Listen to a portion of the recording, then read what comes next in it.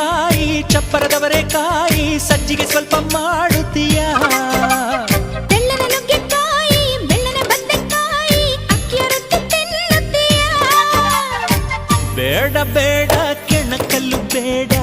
ತೊಂದ್ರೆಯಾದ್ರೆ ನಿಂದಿಸಬೇಡ ಮೆಚ್ಚಿಕೊಂಡ ಗಂಡೆ ನಿನ್ನ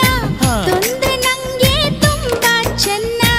ನಿನ್ನ ಪ್ರೀತಿಯ ಮಾತೆ ಚೆನ್ನ ಮಲ್ನಾಡಡಿಕೆ ಮೈಸೂರು ವಿಳದೆಲೆ ಬೆರೆತರೆ ಕೆಂಪು ಪೋರಿ ನೀನು ಪೋರ ನಾನು ಕುಡಿದರೆ ತಂಪು